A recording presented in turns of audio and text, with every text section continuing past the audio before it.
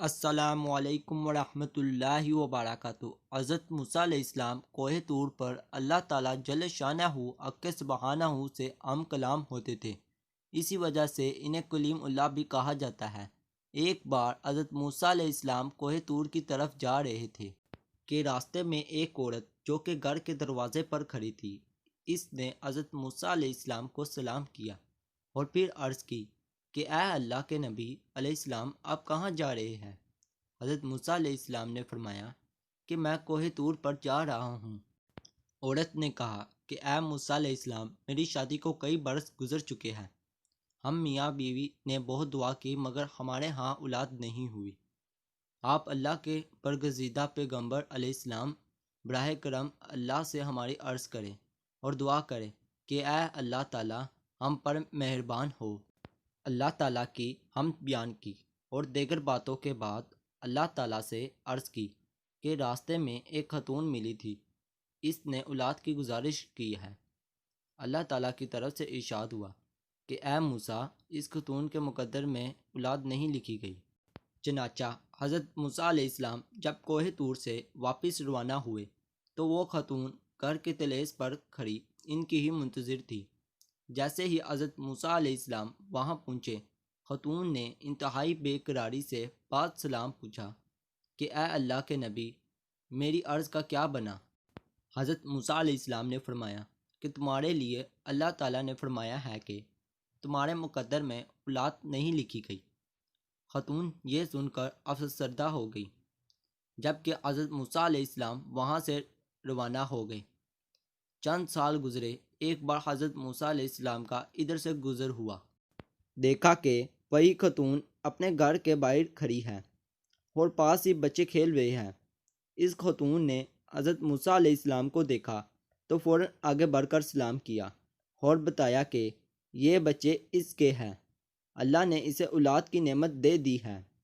حضرت موسیٰ علیہ السلام کے استفسار پر خاتون نے بتایا کہ جب آپ نے کوہ طور سے آ کر فرمایا تھا کہ اللہ تعالیٰ نے ہمارے مقدر میں اولاد نہیں لکھی، تو اس کے چند دنوں بعد ہی ایک فقیر نے آ کر اللہ کے نام پر کھانے کے لیے صدا لگائی تھی۔ میں نے اس فقیر کو کھانا دیا اور ساتھ ہی اسے بھی اولاد کے لیے اللہ تعالیٰ سے دعا کرنے کا کہہ دیا۔ تو اس فقیر نے اللہ تعالیٰ سے دعا کی اور پھر اللہ پاک جل شانہ اکے سبحانہ نے ہماری دعائیں قبول کر لی اور یکے بعد دیگر میرے ہاں بچوں کی ولادت ہو گئی۔ یہ سن کر حضرت موسیٰ علیہ السلام وہاں سے رخصت ہو گئے اور جب کوہ طور پر پہنچے تو اللہ تعالیٰ سے اس بارے عرض کی اور کہا کہ جناب باری تعالیٰ نے فرمایا تھا کہ اس خاتون کے مقدر میں اولاد نہیں لکھی گئی۔ اللہ تعالیٰ کی طرف سے حکم ہوا کہ ایک پیالہ اور چھڑی لو اور جا کر انسانی گوشت لے کر آؤ۔ حضرت موسیٰ علیہ السلام وہاں سے رخصت ہوئے اور ایک چھڑی اور پیالہ لے کر انسانی گوشت کی تلاش میں چل پڑے۔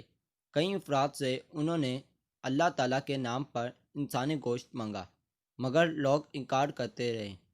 چلتے چلتے حضرت موسیٰ علیہ السلام ایک پہاڑ کے دامن میں پہنچے۔ دیکھا کہ وہاں ایک فقیر بیٹھا ہے۔ حضرت موسیٰ علیہ السلام نے اس سے بھی اللہ تعالیٰ کے لیے انسانی گوشت دینے کا سوال کر دیا۔ اس فقیر نے فوراً چھڑی اور پیالہ لیا اور پھر اپنے جسم کے مختلف حصوں سے گوشت کی بوٹیاں اتار کر دے دی اور کہا کہ نہ جانے اللہ تعالیٰ نے کس حصے کا گوشت منگوایا ہے، اس لیے سب حصوں کا گوشت دے دیا۔ حضرت موسیٰ علیہ السلام نے گوشت لیا اور کوہ طور پر پہنچ گئے۔ حق تعالیٰ کی طرف سے فرمایا گیا کہ اے موسیٰ، جانتے ہو تمہیں گوشت کس نے دیا؟ یہ اسی فقیر نے دیا ہے جس کی دعا پر میں نے خاتون کے مقدر میں اولاد لکھ دی۔ جو میرا بن جاتا ہے میں اس کا بن جاتا ہوں۔ اس نے میرے نام پر گوشت دے دیا، تو یہ کیسے ہو سکتا ہے کہ جو مجھ سے اتنا لگاؤ اور محبت رکھے میں اس کی دعا قبول نہ کروں؟ واقعی یہ حقیقت ہے کہ اللہ والوں کی دعائیں تقدیریں بدل کر رکھ دیتی ہے۔ مزید ویڈیو دیکھنے کے لیے چینل کو سبسکرائب کر دیں اور بیل آئیکن بٹن دبانا مت بھولیں تاکہ اگلی آنے والی ویڈیو کا نوٹیفیکیشن آپ تک پہنچ جائے۔ شکریہ۔